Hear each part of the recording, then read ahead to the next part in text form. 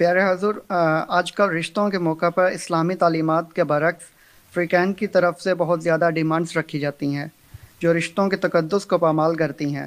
پیارے حضور، ہم اس چیز سے کس طرح بچ سکتے ہیں؟ یہ آج کل کی بات نہیں ہے، تو بہت پرانی باتیں ہیں۔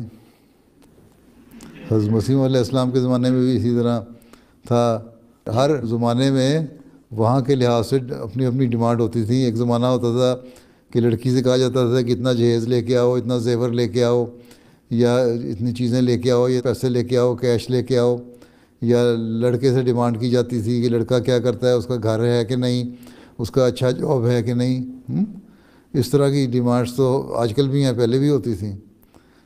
تو کس طرح کی ڈیمانڈ رکھی جاتی ہیں؟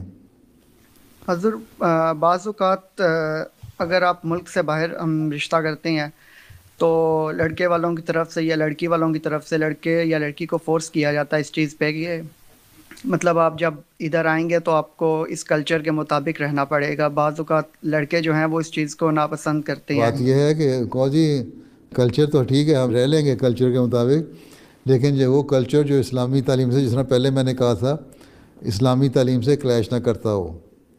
لیکن اسلام کہتا ہے کہ 5 نمازیں پڑھو، تم کہتے ہو کوئی نہیں، نماز نہ بھی پڑھی تو کچھ نہیں ہوتا، یہ کلچر نہیں ہے۔ اسلام کہتا ہے روزے رکھو، کو روزے نہ بھی رکھے کچھ نہیں ہوتا، کوئی کلچر نہیں ہے۔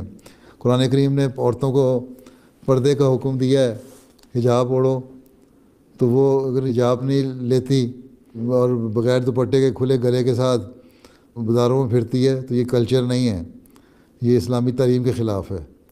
اس لیے پہلے ہی بتانا ہوگا کہ لڑکیاں اگر باہر سے آتی ہیں تو وہ لڑکیاں کہہ کے آئیں کہ ہم جو اسلامی تعلیم ہے اس کے مطابق اپنی آپ کی زندگیاں گزاریں گے، لڑکوں کو اس پہ اعتراض نہیں ہونا چاہیے۔ اس لیے حضرت صلی اللہ علیہ وسلم نے فرمایا ہے کہ جو تم لوگ رشتے کرتے ہو، دنیا کو دیکھتے ہو، خوبصورتی کو دیکھتے ہو، دولت کو دیکھتے ہو رشتہ کرنے کے لیے ایک دوسرے میں، لیکن تم دین کو دیکھو۔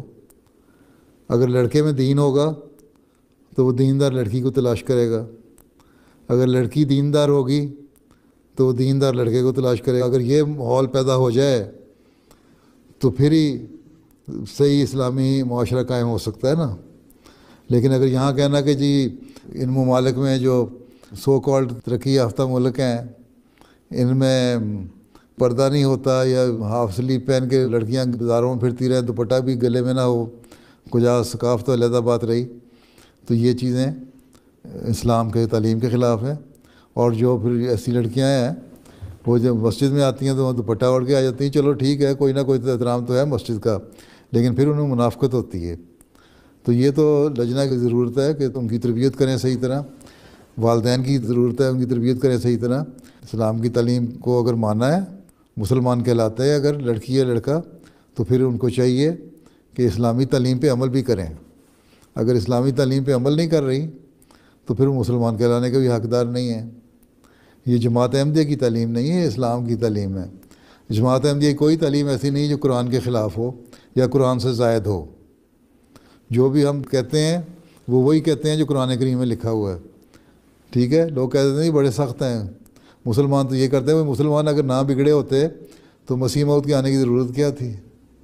اس لیے تو آئے، اس لیے تو ہم نے مسیح موعود کو ماننا ہے کہ ہم نے وہ مسلمانوں کی بگڑی حالت کو ٹھیک کرنا ہے۔